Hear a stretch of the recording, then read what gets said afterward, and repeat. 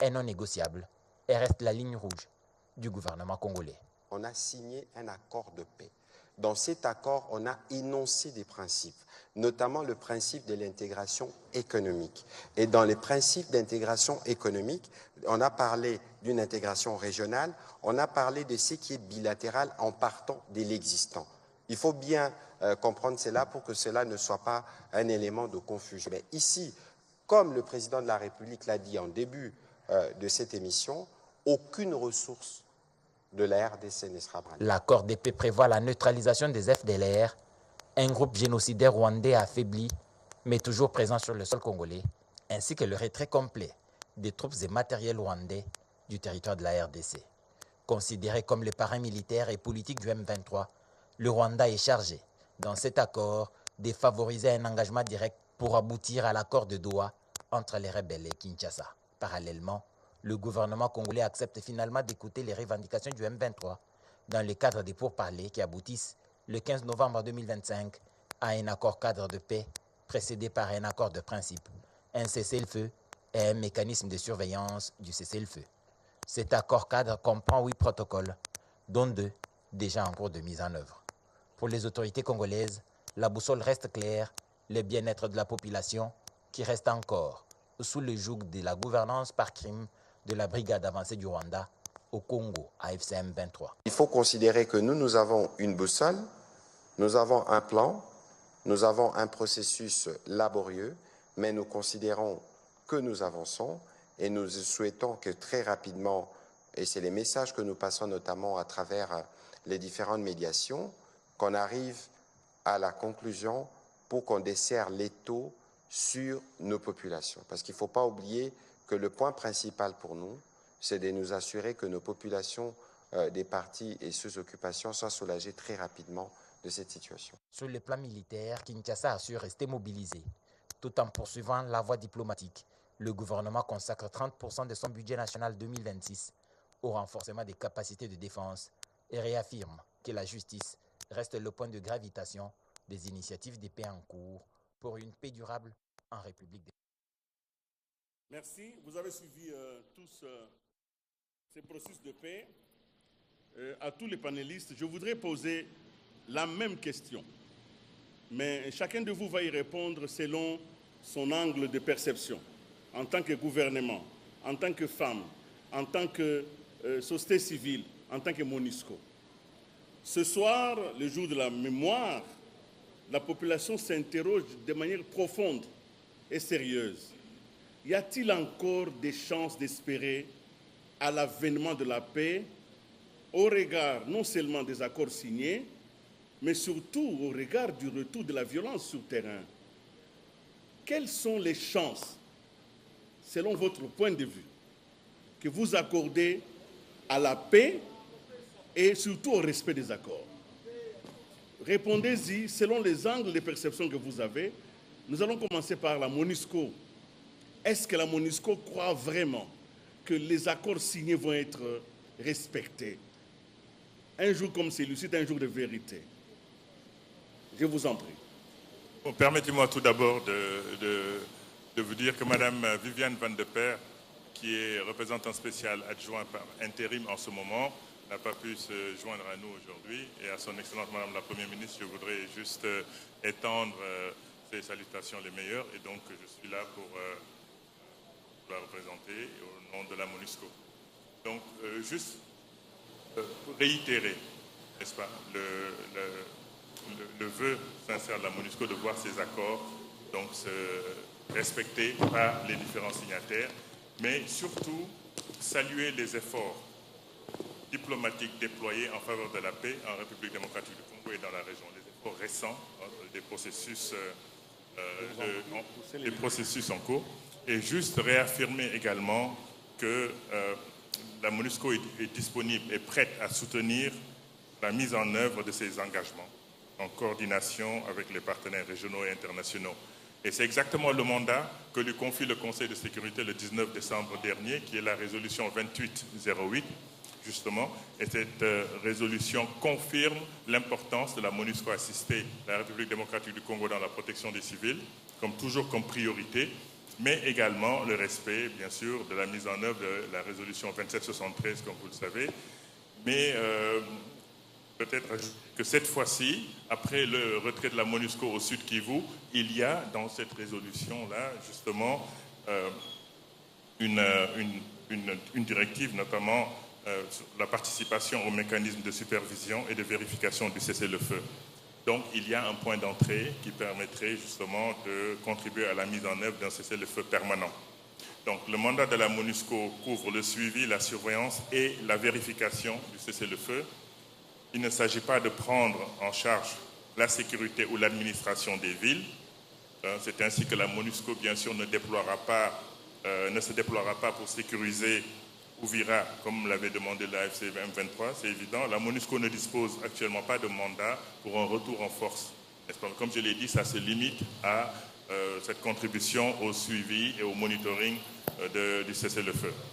Voilà, donc nous soutenons au nom de la MONUSCO tous ces efforts régionaux et internationaux qui visent à opérationnaliser les cadres de suivi et se donner le maximum de chances justement pour que les signataires et les acteurs sur le terrain puissent respecter, avec la participation donc, de tous les acteurs qui sont invités, que ce soit dans le mécanisme conjoint de vérification élargi plus également, et les autres, bien sûr, les autres mécanismes qui sont mis en place pour se donner le maximum de chances de réussite. Voilà. Il ne s'agit pas pour la MONUSCO d'imposer la paix. Aucun moyen pour entrer dans l'imposition de la paix. Bon, encore une fois, la MONUSCO agit sur base des résolutions qui lui sont confiées. Donc le mandat est un mandat qui a été voté à l'unanimité par les membres du Conseil et qui ont demandé qu'à la fin du mois de mars, le secrétaire général revienne devant le Conseil pour faire le point sur l'exercice justement qui a été fait depuis que ce mandat a été donc donné au mois de décembre. Donc ça fait 3 mois d'exercice qui vont pousser justement le Conseil à devoir discuter à l'interne. Donc encore une fois, nous dépendons du mandat que nous recevons. Merci. Monsieur Bochombe, vous êtes société civile et quelle est votre lecture de tous les accords et quelle est la profession de foi qui est la vôtre ce soir? Merci. Je voudrais dire que la population, surtout celle qui vit au quotidien ces affres, elle suit au quotidien la signature des accords, voilà, avec pompe, mais que sur le terrain, il n'y a pas vraiment beaucoup de retombées. C'est-à-dire que la situation continue peut-être à s'empirer et elle se pose autant de questions: à quand le retour chez moi, à quand le retour dans mon village?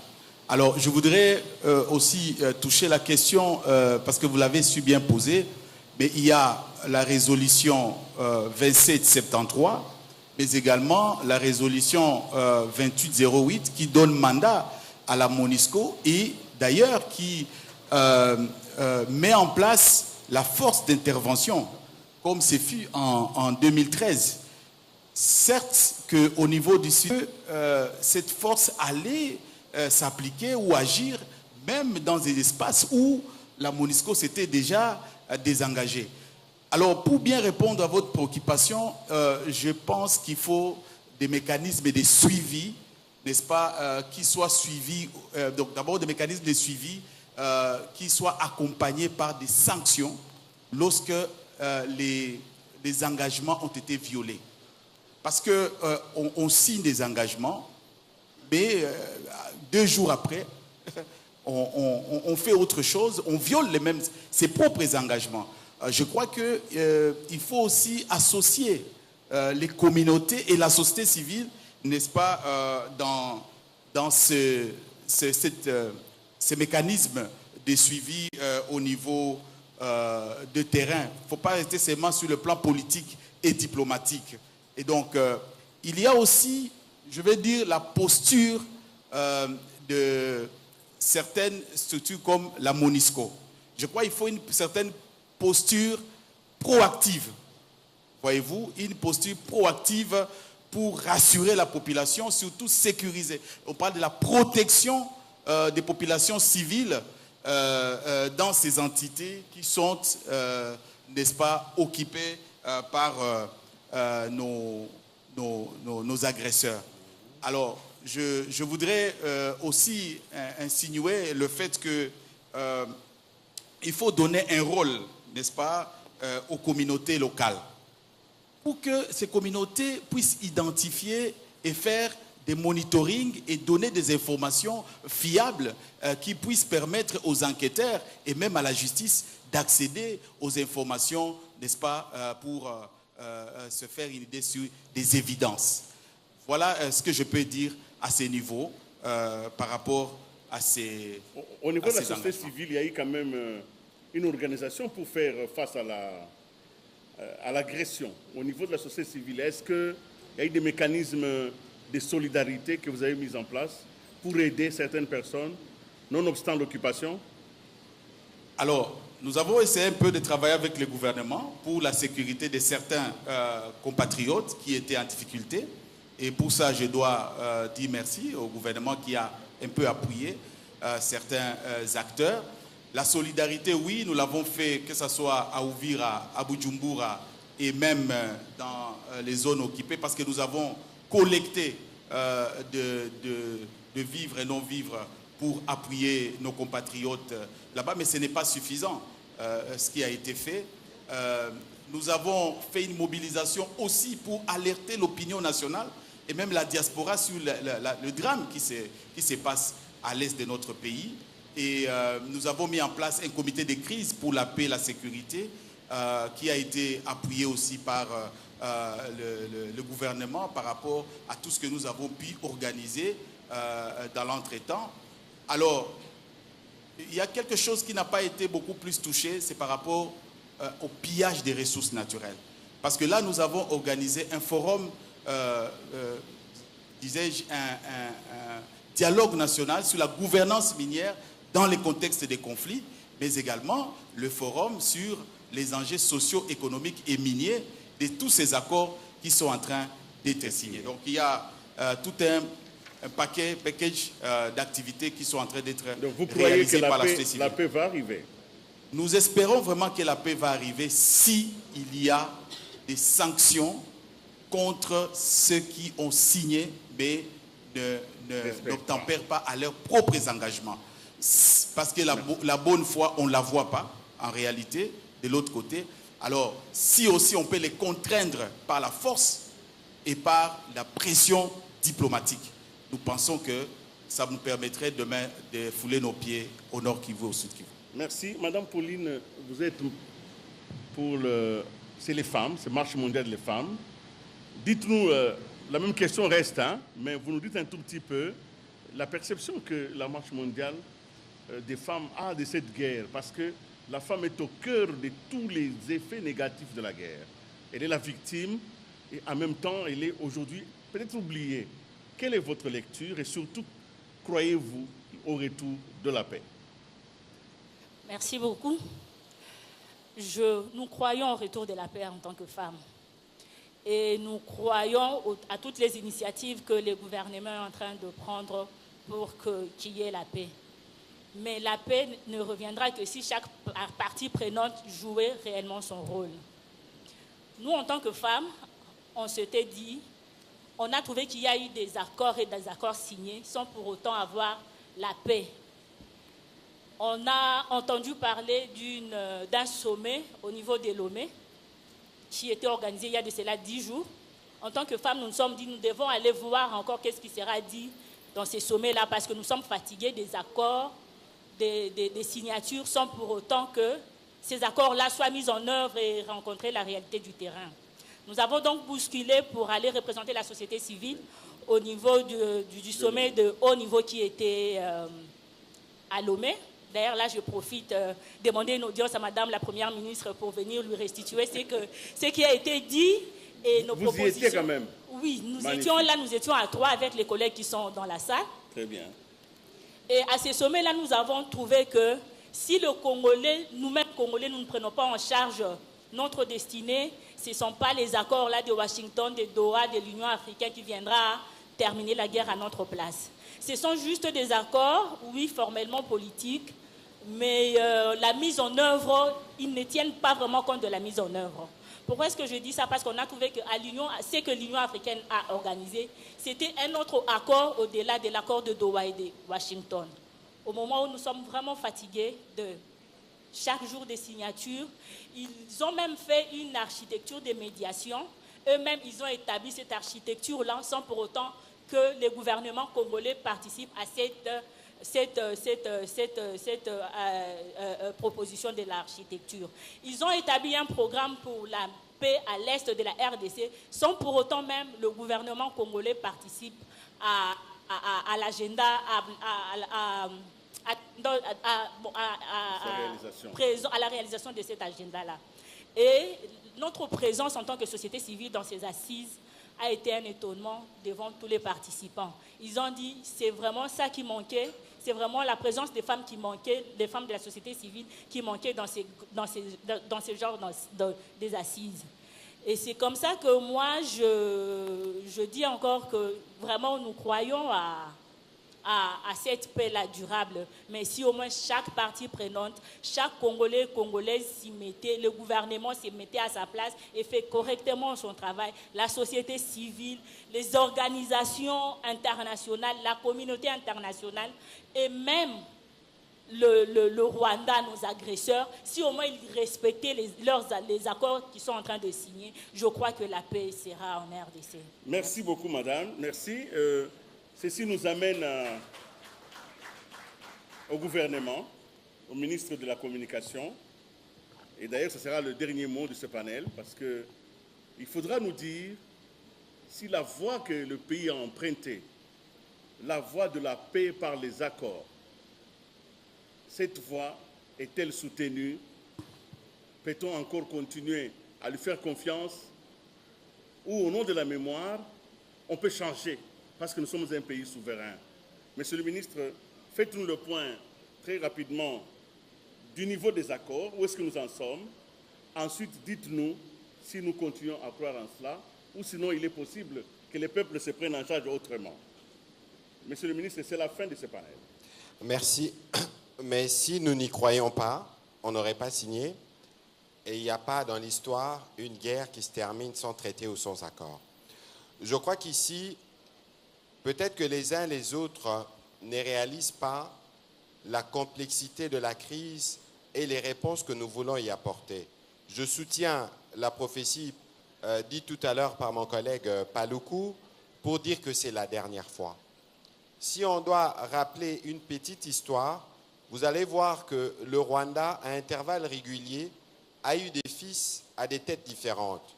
On peut rappeler l'AFDEL, on peut rappeler les CNDP, on peut rappeler les RCD, on peut rappeler les M23, les M23. Ça veut dire qu'il y a une volonté délibérée du Rwanda de construire son économie sur la base de l'instabilité dans l'est de la RDC. Je dois rappeler ici que cette guerre, c'est une guerre qui faisait avec intermittence, et puis il faut dire les choses telles qu'elles étaient. Il y avait une forme de complaisance il y a quelques années où on laissait faire le Rwanda construire son économie, exporter sa corruption à travers tous les circuits d'approvisionnement illicites qu'il y avait dans l'est de notre pays. Je dois rappeler que le président de la République, peu après son arrivée aux responsabilités, août 2019, a été l'un des acteurs qui ont permis de réconcilier le président rwandais et les présidents ougandais. C'est une illustration pour dire que nous avons fait le choix de la paix dès le premier jour. Mais lorsque, pour des motivations qui sont celles de la prédation, on vous l'impose, parce que 21 juin 2021, nous étions à Goma, où la veille, le président de la République s'est rendu à Rubavu-Gisenyi pour voir les conséquences de l'éruption du Nyiragongo. Donc en réalité, s'il y a une contrainte que nous avons avec le Rwanda, c'est une contrainte naturelle. Quoi qu'il en soit, nous devons aujourd'hui construire un modèle de paix et d'économie qui nous permette de faciliter la vie aux citoyens des deux pays. Je rappelle encore ce que le président de la République dit souvent, parce que nous n'avons pas de problème avec le peuple rwandais. Notre problème, c'est les régimes rwandais qui, à travers la guerre, veulent continuer à travers le massacre à construire notre économie sur notre dos. Alors, Willy Kalenga, ce qu'il faut savoir, c'est que dans aucune discussion, dans aucune négociation, nous avons lésiné sur ce que nous on appelle ligne rouge. Première ligne rouge, intégrité territoriale. Deuxième ligne rouge, souveraineté sur nos minerais. J'ai aimé l'exemple qui a été donné tout à l'heure sur, c'était par mon collègue Paloukou, sur la production de l'or. En réalité, cette guerre a repris pourquoi? Parce qu'au-delà de notre engagement pour la paix clairement assumé, parce que nous étions à Goma, le président de la République était disposé pour avoir les accords basiques qui facilitent les déplacements de population et pourquoi pas aller plus loin avec un MOU qui permette à notre société Sakima et à la société rwandaise d'entrevoir de possibilités de coopération. Mais c'est évident que le modèle de la transparence n'est pas le modèle qui correspond aux attentes du président rwandais. S'il a quitté 70 millions de dollars à 2 milliards de dollars, il est évident que les Congos, c'est son beefsteak. Mais l'avantage que nous avons ici, dans cet accord, l'accord de Washington d'abord, je dois rappeler qui est le prolongement de ce que nous avons commencé à Luanda et qui a été saboté le 15 décembre 2024 parce que c'est le président rwandais qui n'est pas venu. Lorsque vous lisez cet accord, on cristallise les conflits parce que le Rwanda n'avait jamais admis être en guerre avec la RDC. Bon, on voit déjà que parce qu'Arcélé pressé, leur ambassadrice a reconnu qu'ils sont en RDC. Aujourd'hui, nous avons un accord qui se cristallise, y compris les lignes rouges et les responsabilités. Maintenant, nous voulons clore une guerre de 30 ans. Elle ne peut pas se clôturer simplement parce que nous voulons la clôturer. Parce que pour danser le tango, on doit être à deux. Il est évident que toutes les signatures que nous avons eues, toutes les évolutions diplomatiques qu'on a eues, contrarient le président rwandais. La preuve, il parle sans arrêt, et lorsqu'il parle, il débite de choses inacceptables pour un chef d'État. Ça veut dire qu'il est dans une posture d'énervement. Donc, ça prend sûrement du temps, mais je crois que la stratégie que nous lui avons opposée lui permet aujourd'hui d'avoir les débuts et la fin de ses aventures dans notre pays. Je dois rappeler que notre stratégie, et la Première ministre, elle est là, repose sur 5 piliers.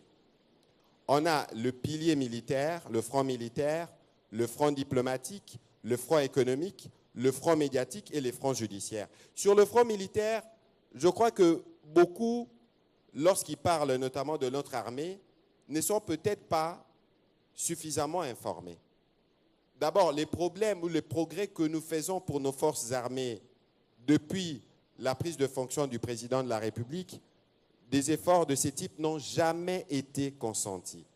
Je prends un exemple, je suis parlementaire, c'est depuis 2012 qu'on parle de la loi de programmation militaire, c'est en 2022 que nous l'avons adoptée. Parce que là, au moins, nous avons un document stratégique qui nous permet de financer l'armée comme il faut qu'elle se finance. Première chose. Deuxième chose, jamais le Rwanda n'a perdu autant de militaires dans un conflit en RDC. C'est parce qu'au Rwanda, il existe l'omerta, où on ne peut pas parler, on n'a même pas le droit de pleurer ses morts.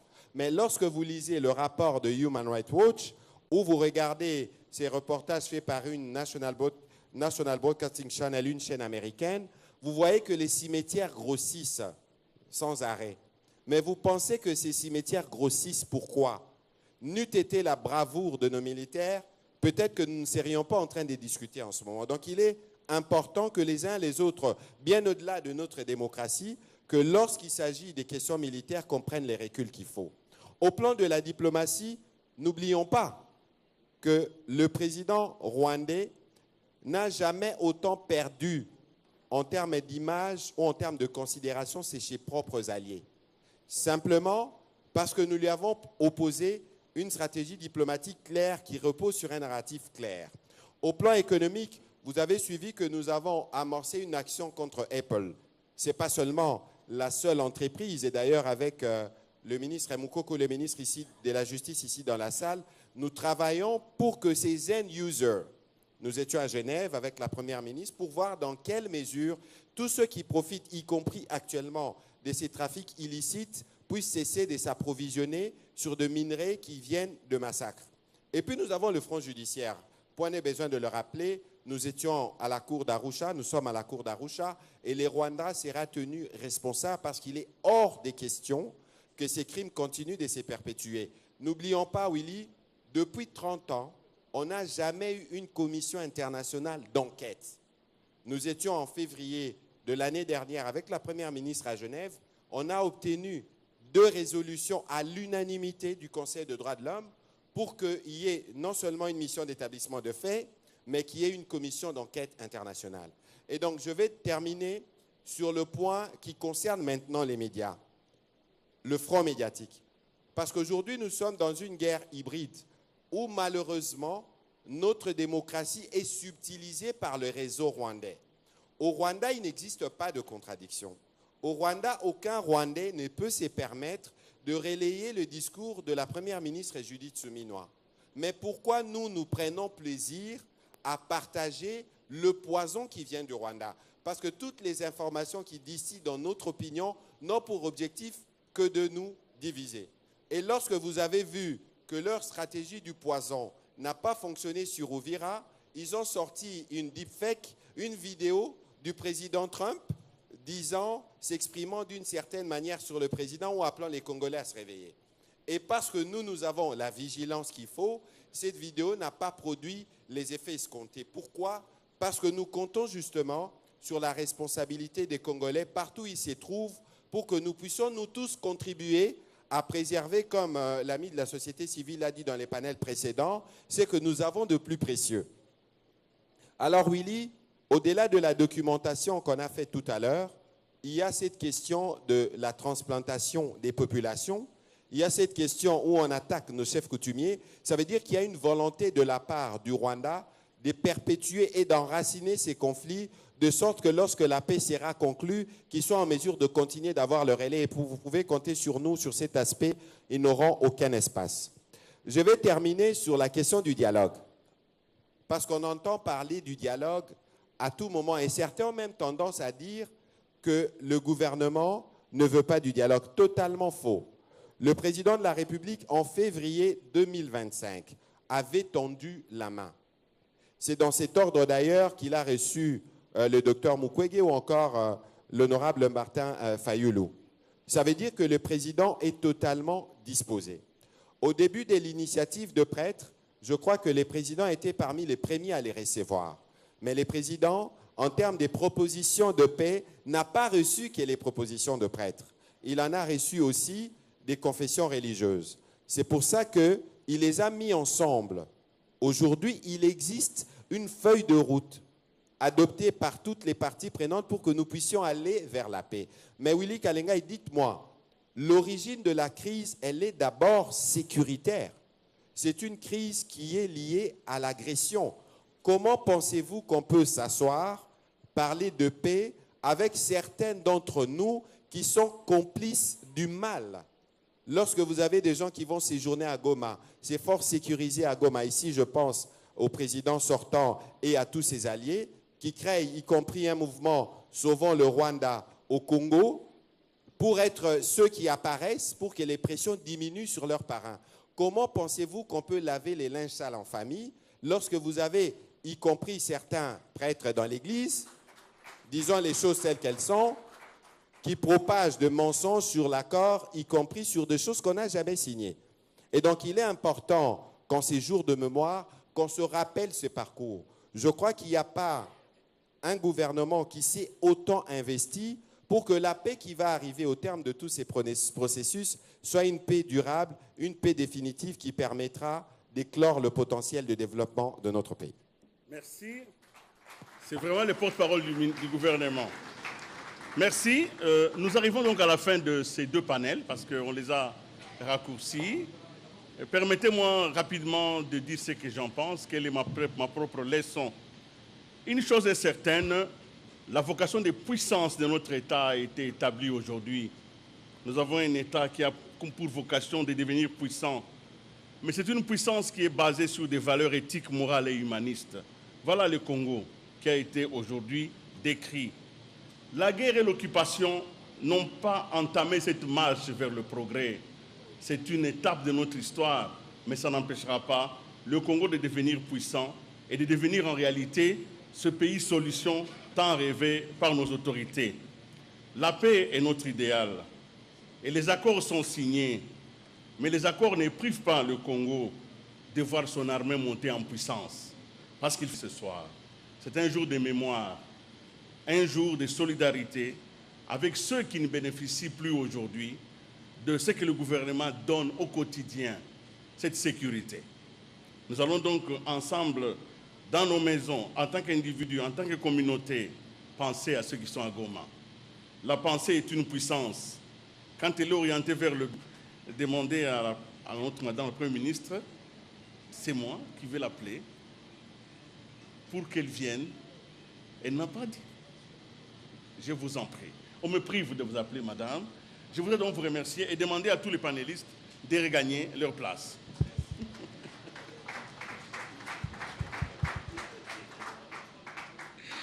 Merci Willy Kalingai, mais il ne faut pas me voler la vedette ce soir.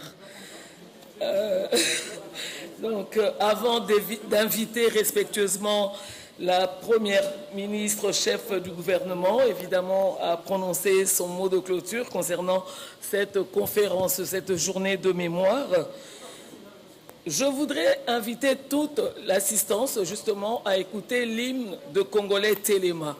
Congolais Téléma est un programme diffusé sur la radio-télévision nationale congolaise, dont je salue la présence de la directeure générale, Mme Sylvie Elengue, également du DGA, Adolphe Voto. C'est un magazine d'éveil patriotique qui invite le Congolais justement à connaître l'histoire du Congo, à défendre le Congo et surtout par rapport à cette période très critique qui dure depuis 30 ans. Je rappelle que le programme, il est produit au niveau de la radio-télévision nationale congolaise du lundi au vendredi, dont l'objectif est une mobilisation, une sensibilisation de tout le peuple congolais face justement à cette agression injuste imposée à la partie est de la République démocratique du Congo. Tous, je vous invite à suivre religieusement l'hymne national et pour paraphraser la première ministre, alors Congolais Totelema, l'hymne Congolais Téléma. C'est un point culminant et décisif de l'histoire du peuple congolais. L'indifférence n'est plus une option. Les forces de défense rwandaises et leurs supplétifs du M23 ont franchi nos frontières, occupé nos villes et nos villages, chassé nos compatriotes de leur foyer et instauré une administration parallèle. Les conséquences seront tirées et nous continuerons à renforcer nos forces armées pour être en mesure de faire face à toutes les menaces. Compatriotes, je vous appelle à la résilience et surtout à la résistance. Téléma.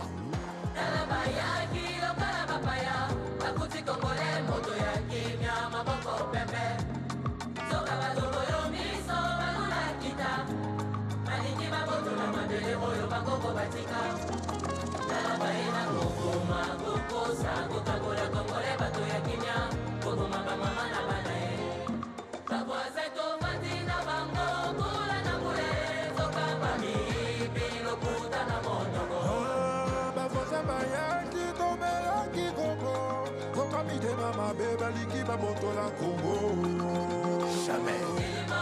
Maman faut te Téléma pour les alikambo ya mabele.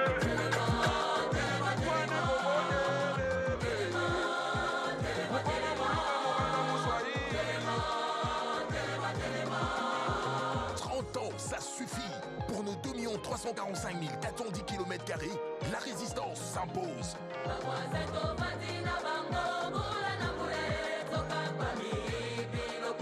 Chassons l'agresseur et libérons nos terres occupées.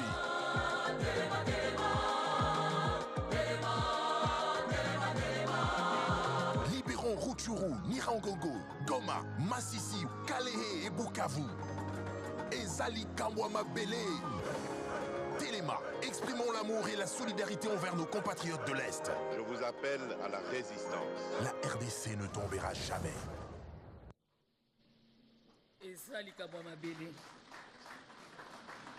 Évidemment, nous saluons également la présence de la ministre de la Culture, Art et Patrimoine, parce que justement, à cette époque, elle avait créé, à travers son ministère, la campagne Tozar et Longo Nafardc pour soutenir nos brillants militaires au front. Avec votre autorisation, Madame la Première ministre, je vous invite respectueusement pour votre mot de clôture dans cette conférence Journée de mémoire.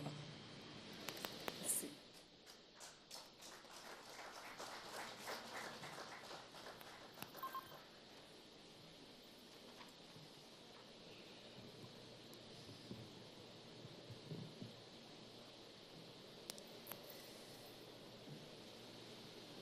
Le 26 juin 2024, 2 semaines après mon investiture par l'Assemblée nationale, j'ai foulé Goma pour ma première itinérance en tant que première ministre. La terre vibrait, des regards parlaient, et dans le tumulte des espoirs retenus, j'ai compris que gouverner commence par écouter. Ce jour-là, ma première itinérance n'était pas un déplacement, c'était un serment silencieux. Celui de marcher avec le peuple congolais, pas devant lui, mais avec lui, marquant ainsi le début d'une gouvernance de proximité et d'un engagement renouvelé envers les provinces. Aujourd'hui, 27 janvier 2026, à l'occasion de cette journée de mémoire, pour saluer la résistance, la résilience et l'attachement profond à l'unité nationale, à mes frères et sœurs congolais, à la jeunesse à venir du pays, mon serment silencieux reste le même.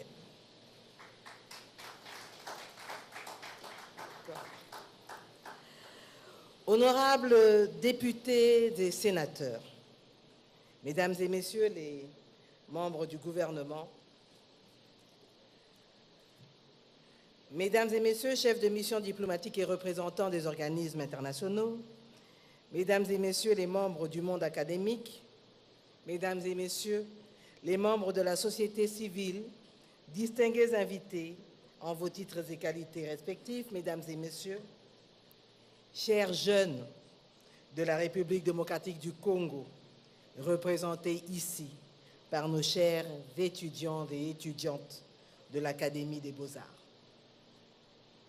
C'est avec beaucoup d'émotion que je m'exprime en ce jour de mémoire et non de rappel de la douleur pour celles et ceux de notre peuple dont la vie a été arrachée dans les conditions effroyables, dans des champs, dans des camps de déplacés, dans des hôpitaux, dans leurs maisons, sur leurs lieux de travail.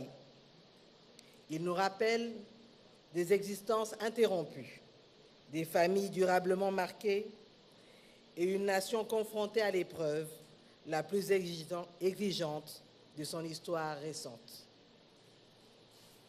Ce souvenir n'est pas un simple acte de commémoration. C'est un acte de fidélité envers les victimes et un engagement renouvelé à refuser que la guerre, où qu'elle frappe sur le territoire national, devienne une normalité ou une habitude.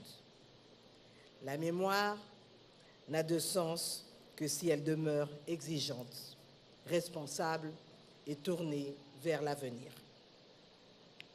Cette journée de mémoire s'inscrit dans une continuité historique profonde. Elle fait écho au sacrifice des martyrs de l'indépendance que notre pays a honoré plus tôt ce mois-ci. Hier, comme aujourd'hui, il s'agit d'une même exigence de dignité, d'un même refus de la domination et d'une même volonté de rester maître de notre destin.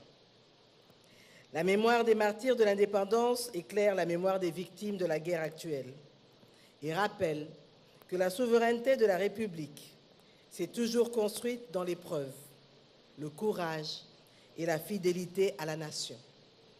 Mais c'est aussi une journée pour remercier tous ceux qui ont œuvré et œuvrent encore au niveau national et international pour que nous puissions finalement avoir la paix. La guerre que traverse notre pays n'est pas accidentelle. Elle procède cela a été dit, d'une stratégie pensée et planifiée menée par le Rwanda et ses supplétifs dans le dessein d'occuper une partie de notre territoire et de poursuivre une entreprise de prédation. Cette guerre vise le sol et le sous-sol de la République, mais elle vise surtout les vies, les foyers, les équilibres sociaux et l'avenir même de notre nation. Pourtant, ni les armes, ni les bombardements, ni les tentatives de gouvernance par le crime ne sont parvenus à briser ce qui fait la force profonde de la République démocratique du Congo et notre unité nationale. Et face à l'épreuve, notre peuple n'a pas cédé à la résignation. Cette résistance s'exprime sous de formes multiples. Elle est portée par le président de la République et les forces armées de la République démocratique du Congo, engagés avec courage et discipline dans la défense de l'intégrité territoriale et la protection des populations civiles. Elle est portée également par le gouvernement et nos diplomates qui, dans les enceintes régionales et internationales, et même nationales, défendent sans relâche la vérité des faits, la souveraineté de la République et le droit de notre peuple à vivre en paix sur sa terre. Elle est enfin portée par toutes celles et tous ceux qui, dans les villes, les villages, les familles et les communautés, refusent la soumission, tiennent debout et résistent à l'épreuve, avec ou sans armes, dans la fidélité à la République. En honorant la mémoire de nos morts, nous affirmons surtout notre détermination à rester debout, comme au premier jour de cette guerre, pour la défense de notre patrie. Cette détermination s'inscrit dans l'engagement constant, impulsé par son Excellence Monsieur le Président de la République, chef de l'État et commandant suprême des forces armées, qui assume avec fermeté et responsabilité la conduite de la nation dans cette épreuve historique.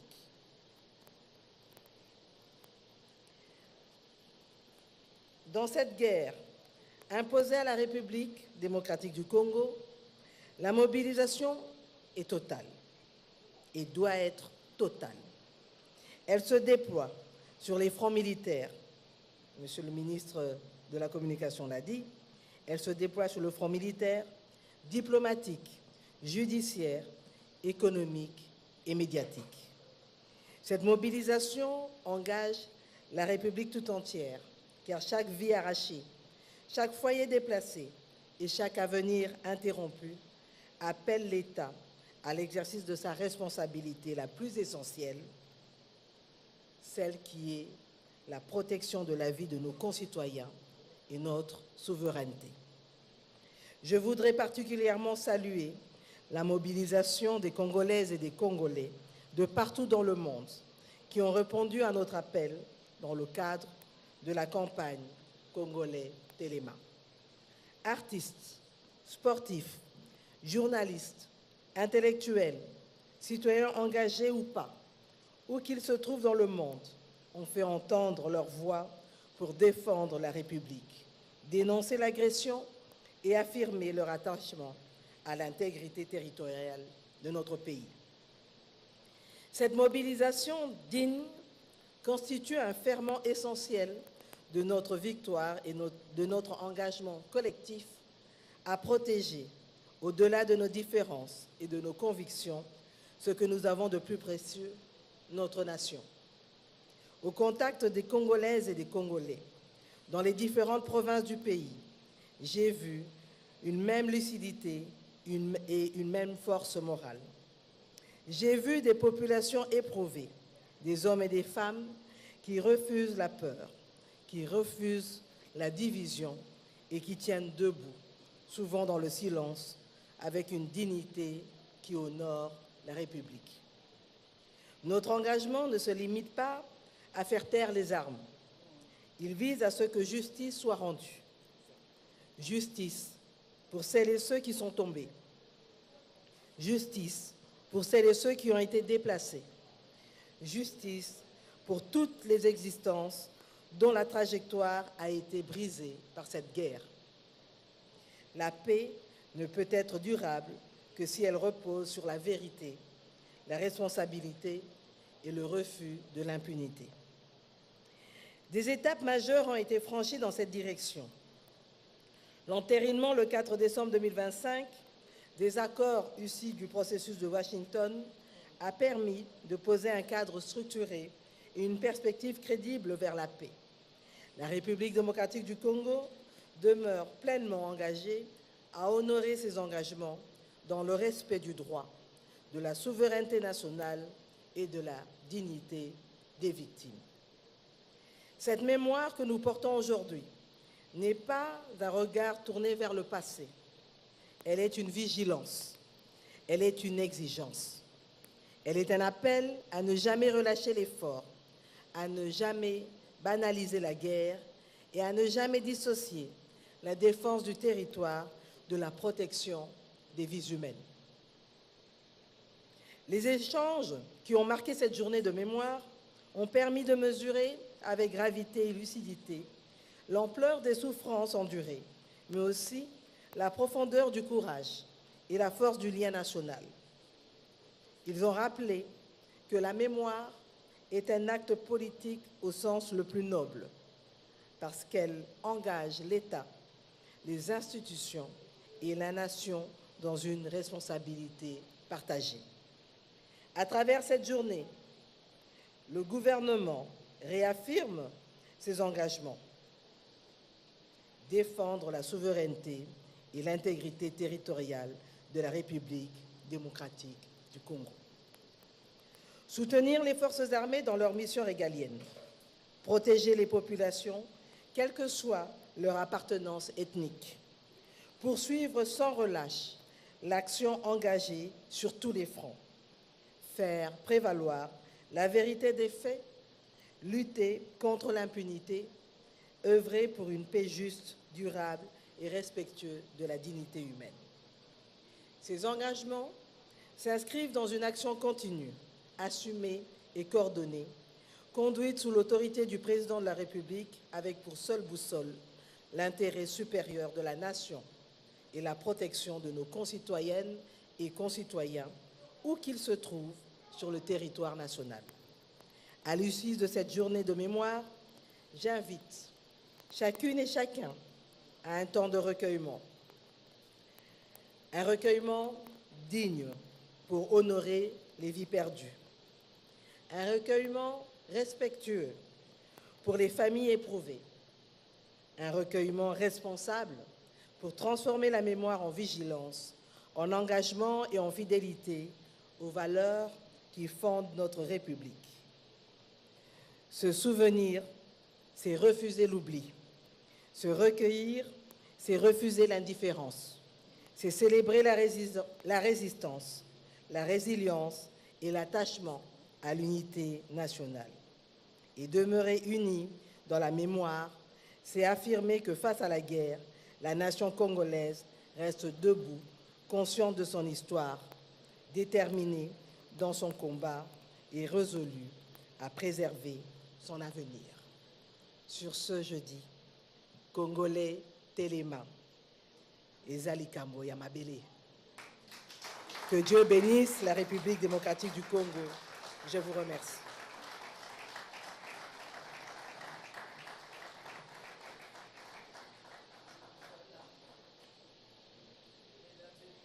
Et par ces propos justement de la Première ministre, chef du gouvernement, que nous allons passer à la deuxième étape de cette journée de mémoire qui est celle de l'exposition photo. Évidemment, je vais inviter le ministre de la Communication d'être le chef de la délégation, de conduire la Première ministre, chef du gouvernement, accompagné évidemment des membres du gouvernement, mais également des honorables députés et sénateurs. Une photo de famille d'abord? D'accord. Les panélistes.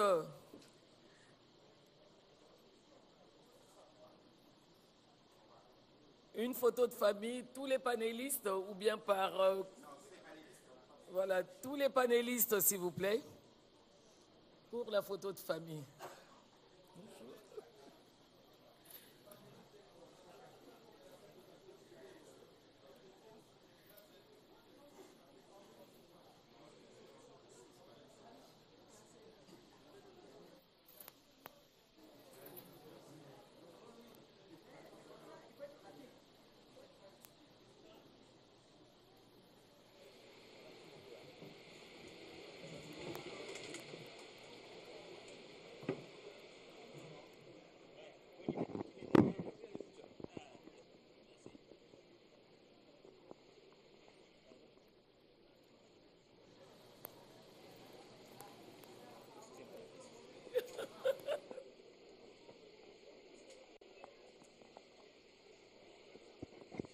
Mesdames et messieurs, merci de la confiance à la Radio-Télévision nationale congolaise. Vous venez de suivre ces différents exposés, mais surtout la clôture par la première ministre chef du gouvernement, Judith Suminwa, qui avait pour commencer ouvert ces moments de réflexion, ce moment de mémoire.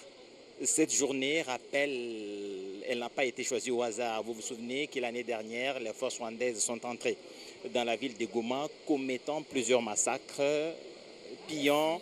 Et donc, on a retenu ce jour pour que le Congolais se souvienne. Et cette journée de mémoire a été caractérisée par le programme que vous avez suivi tout à l'heure. Il y a eu plusieurs panélistes. On a parlé des processus de paix, mais aussi des questions économiques ont été abordées, les questions humanitaires. Vous avez suivi l'engagement du gouvernement de la République à travers tous les panels.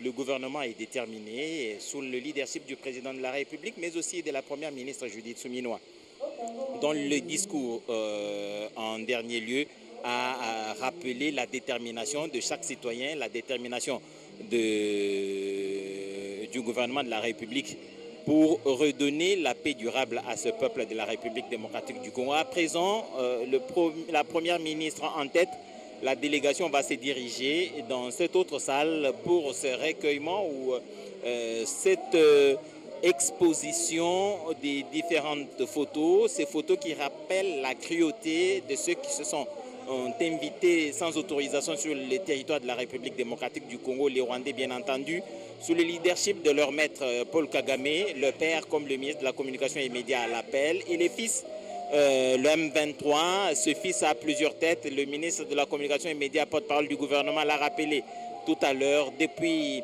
l'AFDL, le CNDP, mais bien avant il y avait le RCD et puis le M23 à plusieurs reprises, M23 1, M23 2, c'est toujours le même procédé, mais heureusement cette fois, la République démocratique du Congo, avec Félix-Antoine Tshisekedi en tête, a pris le leadership de cette diplomatie agissante, et partout dans le salon où Kagame se faisait passer pour le donneur de leçons, il a rencontré la puissance de la diplomatie déployée par Félix-Antoine Tshisekedi. Il est de plus en plus déplumé, et comme vous l'avez entendu dans les différents panels, l'image de Kagame n'a jamais été écornée, que c'est le cas cette fois, et que la détermination de la République démocratique du Congo est saine, et surtout elle ne faiblira jamais tant qu'une portion du territoire national ne sera pas,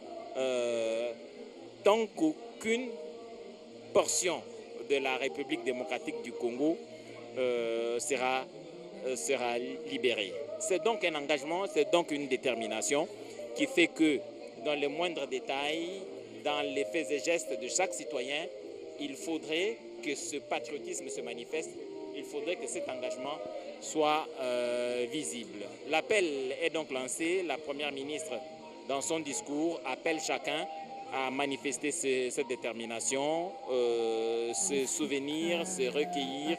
Se souvenir, ce n'est jamais oublier, ça c'est un devoir citoyen, un devoir patriotique. Nous ne devrions pas oublier ce qui s'est passé, mais il a été aussi rappelé au cours de ce panel.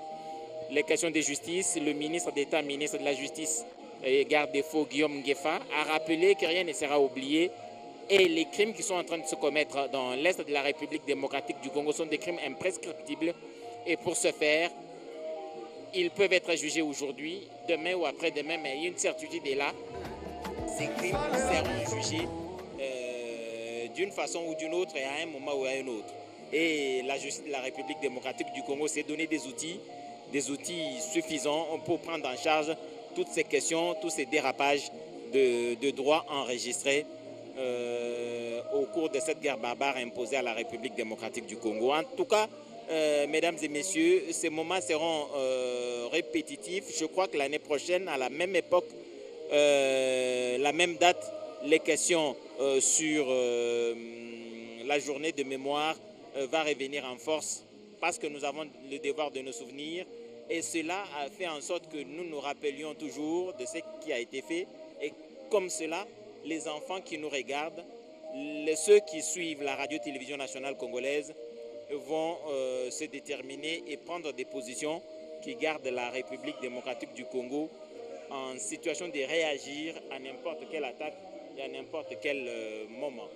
Mesdames et messieurs, c'est à présent en lui le moment pour dire le Congolais est celui qui entre en lui pour vouloir amener ce qui sort au fond de lui pour vivre dans la paix. Les Congolais peuvent créer de toutes pièces, d'abord en commençant par soi-même, pour arriver à ressortir ce qu'il y a de mieux, ainsi vivre dans un monde meilleur. Et de cette création, nous allons sur les champs de bataille, où un certain 27 janvier 2025, nos familles à Goma n'ont pas su supporter, voir les leurs tomber et chercher au moins des solutions pour les enterrements. Cette photo est prise vers le port de Goma, où la maman regarde impuissante devant un corps inerte. Elle n'avait que pagne pour couvrir et espérer voir plus tard cette personne-là être enterrée. Et pendant la guerre, tout le monde a pris différentes directions.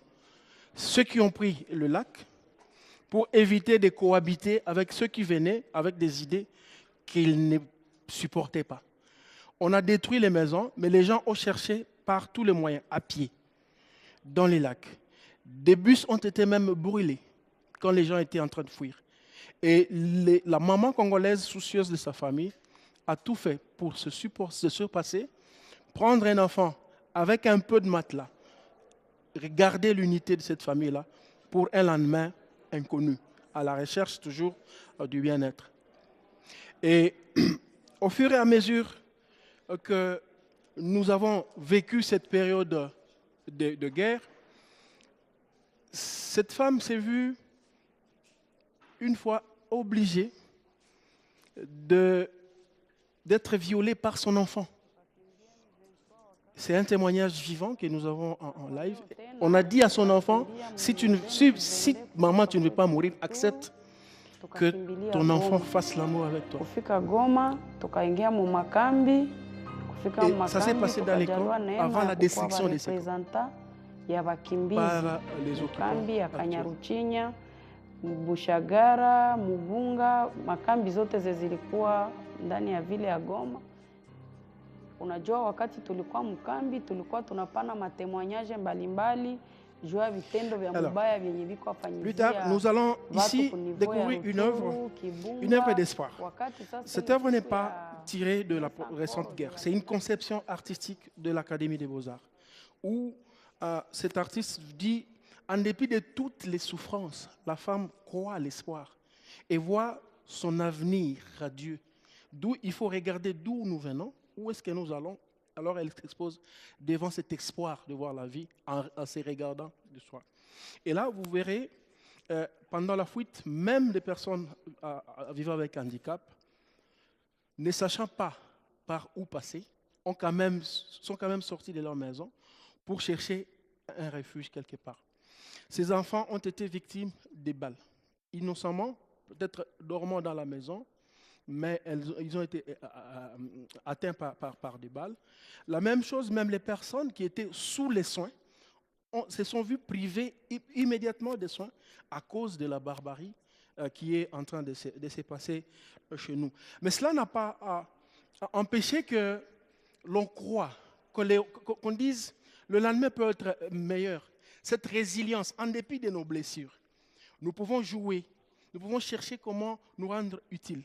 Ces tableaux nous démontrent une sorte, oui, on souffre, mais on est résilient pour un futur qui est certainement celui que nous attendons tous. Et chacune des légendes que nous avons mises, ce sont des légendes assez poétiques qui essayent de nous montrer qu'il faut toujours croire à un avenir radieux pour la République démocratique du Congo. Et il est vrai que après la chute de Goma, plus de 10 000 morts en 3 jours.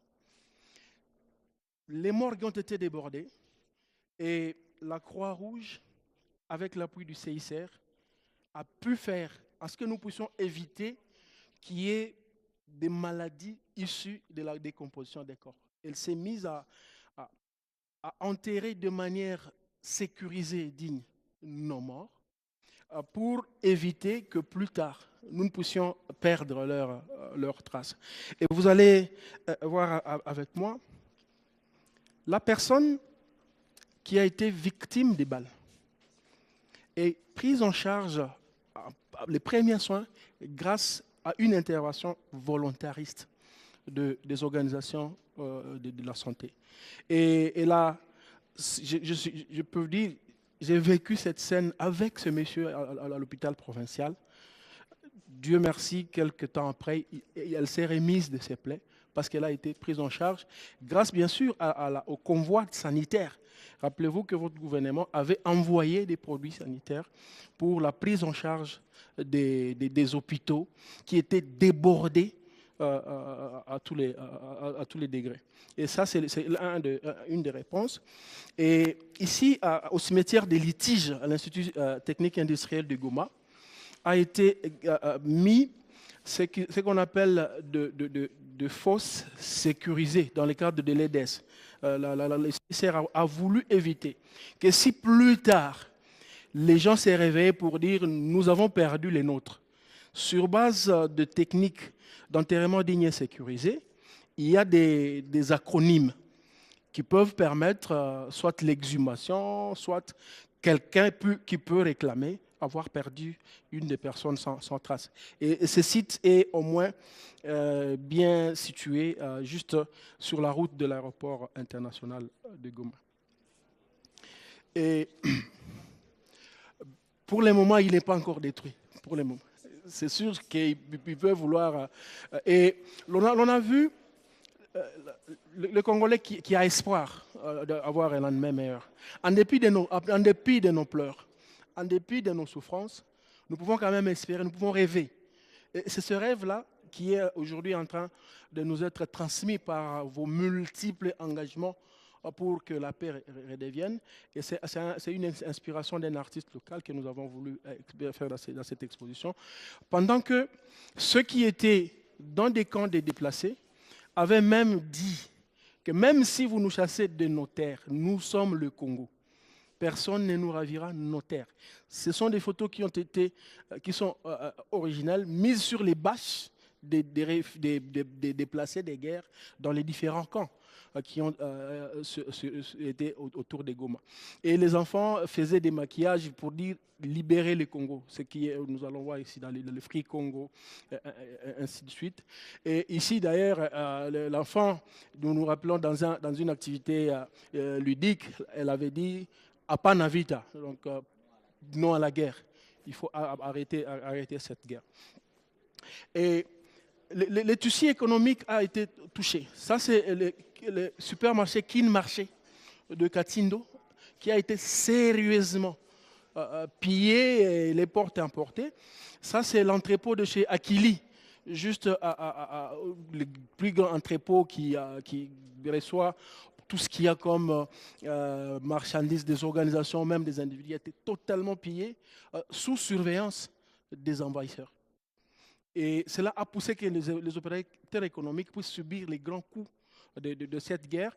Et là, c'est une situation que vous avez palpé du doigt. Nous sommes à l'entrée de Boulengo.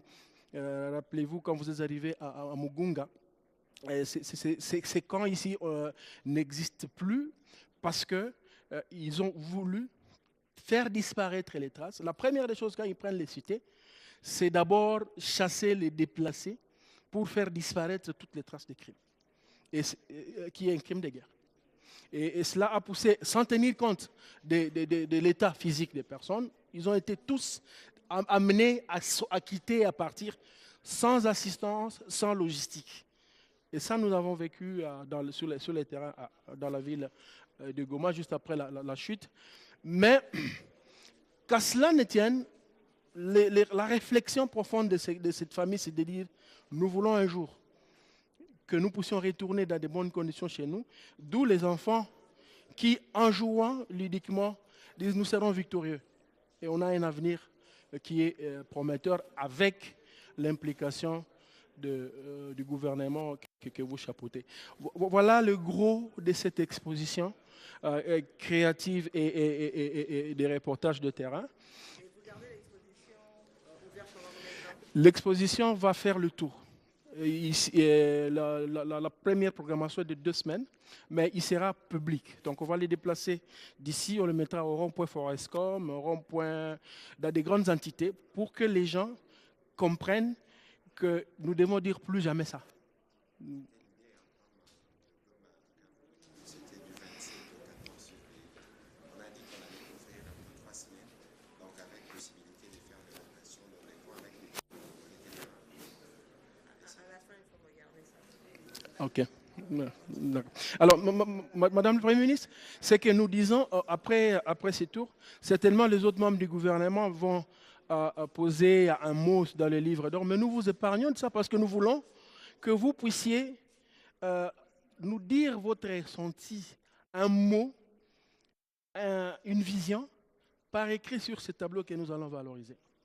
Soit une image, soit que vous voulez que soit le Congo.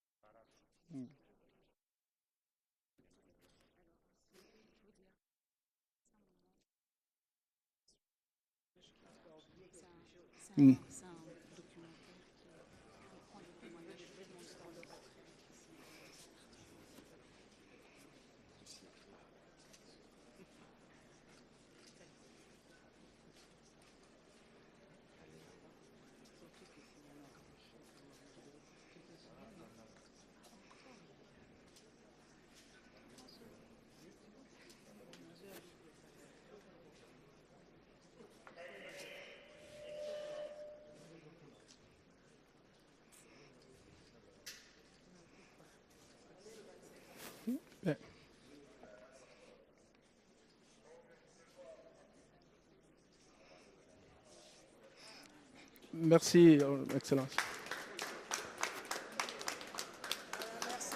Je vous en prie.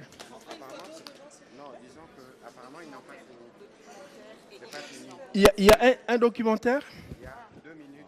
Culturelle et associative de la ville de Goma. La chose la plus simple qui me rendait heureux, c'est de me réveiller à Goma. C'est de me réveiller en sachant que je peux payer 1000 francs pour voir ma mère. Je peux payer 1000 francs pour aller rencontrer mes frères et sœurs.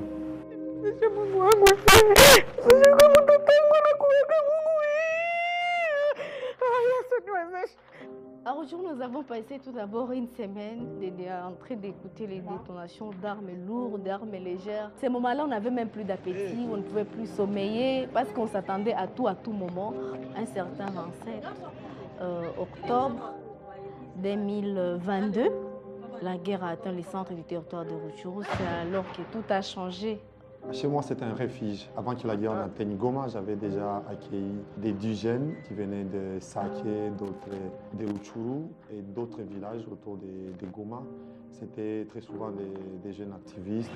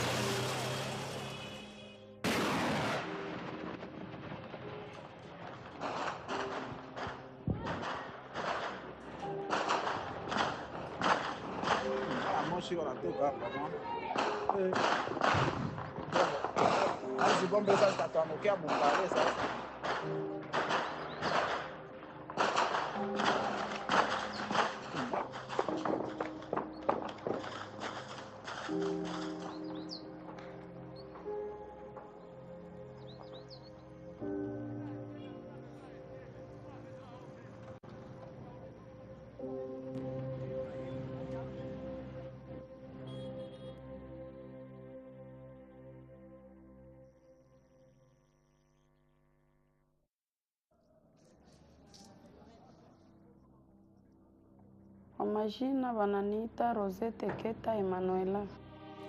Niko mzaliwa wa Masisi, mimi naolewa Ruchuru. Tangia 2007 tunakimbia vita kwetu, tulianza vita ya CNDP, tukakimbia M23 wakati ya Bosco Ntaganda, na kwa leo tena tukakimbia 2022 kutoka kwetu Ruchuru, tukakimbilia Goma. Kufika Goma, tukaingia mu makambi. Kufika mu makambi, tukajaliwa neema ya kukuwa ba representa ya bakimbizi. Mukambi ya Kanyaruchinya, Bushagara, Mugunga, makambi zote zilikuwa ndani ya vile ya Goma. Unajua wakati tulikuwa mkambi, tulikuwa tunapana matemoignage mbalimbali juu ya vitendo vya mubaya vyenye viko afanyizia watu kunivo ya Ruchuru, Kibumba. Wakati sasa ile siku ya Desa Koro ze walienda zika siku ya Ginecost, si enjo tukaenda pana matemoignage mu niveau ya Stade Limité. Kumbe kulikuwa ba journaliste bania mubaya, biko wanatukamere, wanatuongelesha, kumbe biko wasukuma maimage zetu kule kuba M23 na masemi yene tuko na sema.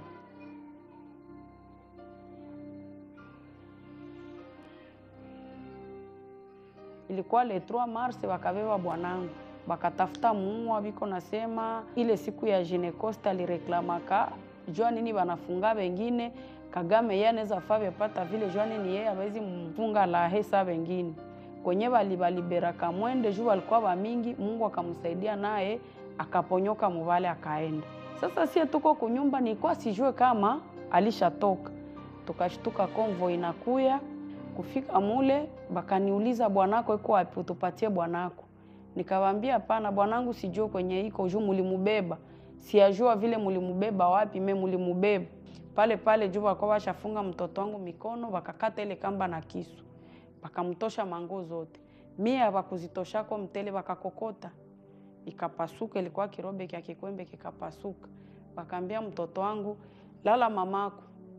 Bakamwambia utamulala wala tutakuwa. Akawambia maake kama ni kuniua kifo yangu manake imefika muniua. Pale wakampiga risasi muliziba goshi hapa hivi mkifua. Mtoto akaanguka chini.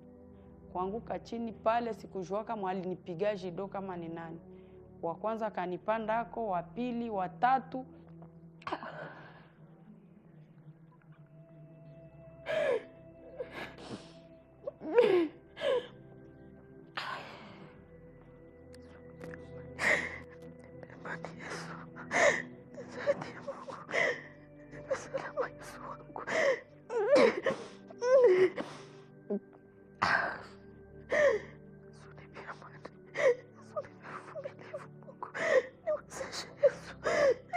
Ceci était venu avec plus d'agressivité et plus de cruauté. Ça m'a vraiment fait peur jusqu'à ce qu'il m'avait été obligé de quitter. Si Goma tombait, peut-être qu'on va la reprendre dans une semaine ou deux. Je suis parti dans l'espoir de rentrer très tôt. Et à Goma, ça n'a pas marché. Les rebelles ont foncé vers Bukavu. J'ai encore fui à Bukavu pour aller à Bujumbura. Arrivé à Bujumbura, il y a aussi les policiers burundais qui commençaient à prendre les jeunes Congolais pour les amener dans les camps. C'est donc sur ces images difficiles que quitte la première ministre à cette position. Elle a commencé par les photos qui a expliqué comment ces atrocités ont été vécues, mais comment aussi la population, les enfants gardent espoir.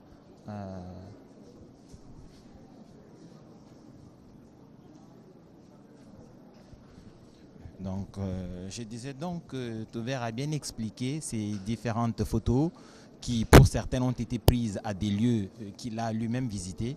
Et la première ministre, chef du gouvernement, a même laissé un message que vous avez certainement vu. Il faut se souvenir, c'est refuser l'oubli. Et plusieurs messages qui témoignent de sa volonté en tant que chef du gouvernement de porter cette flamme de lutte et de résilience en cette journée de mémoire et la porter haut justement cet étendard de résilience de la République démocratique du Congo et de son peuple contre ces différentes difficultés auxquelles le peuple est confronté. Mesdames et messieurs, la radio-télévision nationale congolaise vous a fait vivre cet événement qui a commencé tout l'après-midi de ce jour, cette journée du 27 janvier 2026, une journée de mémoire.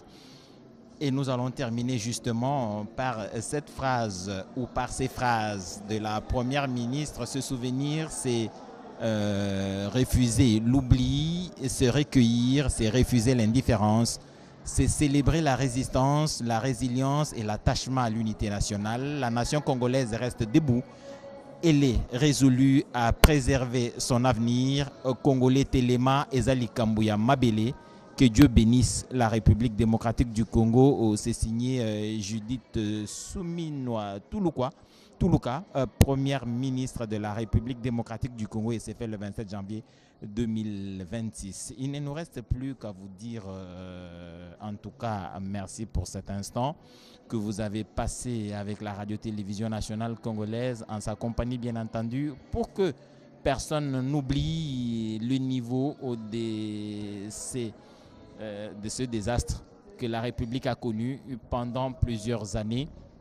Et il faudra que ça se termine. L'espoir pour que ceci se termine une bonne fois pour toutes est réel et il est incarné par les populations, mais aussi porté par le gouvernement de la République et surtout le président de la République, Félix-Antoine Tshisekedi, dont on a parlé tout à l'heure de la diplomatie agissante, dont on a aussi prouvé les œuvres par les différents intervenants des panels qui se sont succédés, qui ont parlé de la justice, qui ont parlé de l'humanitaire, qui ont parlé de l'intervention de la MONUSCO, qui ont parlé des processus de paix, mais qui ont aussi parlé des questions économiques. Les panels ont été bien ajustés et les messages est justement bien passé. Je crois, en tout cas à mon sens, amis téléspectateurs de la radio-télévision nationale congolaise, ce film en dernier lieu a tout dit sur le niveau de la gravité des atrocités qui ont été commises sur les populations, surtout les femmes qui en payent le plus lourd tribut. On parlait, vous avez senti le degré de l'écœurement, mais aussi la foi en l'avenir. Vous avez vu ces enfants qui, dans les conditions très précaires, continuent à garder l'espoir d'un Congo fort, d'un Congo libéré, totalement pacifié. Cela appelle à l'action collective. Il faudrait que chacun, en ce qui le concerne, ne se laisse pas distraire, ne se donne pas à vilipender la République démocratique du Congo. En cette période où le pays a besoin de tous ces enfants, il est important que partout vous retrouvez, comme le ministre de la Communication et Médias parle du poison rwandais, il ne faudrait pas que par vous passe ce poison rwandais qui démobilise la nation, qui démobilise les forces armées de la République démocratique du Congo, mais surtout discrédite le pouvoir de la République démocratique du Congo. Chaque citoyen, chaque Congolais va prendre cet étendard, cette bravoure dont on a besoin pour affronter les différents défis. La première ministre a rappelé que chaque Congolais, où il s'est trouvé, à l'étranger, ici au pays, chacun, en ce qui les concerne, a agi d'une manière ou d'une autre pour que la République retrouve sa place à l'international, mais que surtout ces cris de détresse, ces cris d'injustice soient entendus au niveau international, et cela a été fait. Et je crois qu'il ne faudrait pas relâcher la pédale, il faudrait continuer à accélérer pour que cette pression soit maintenue au niveau international, mais aussi que la flamme continue à être allumée. Mesdames et messieurs, téléspectateurs de la radio-télévision nationale congolaise, merci de nous avoir suivis.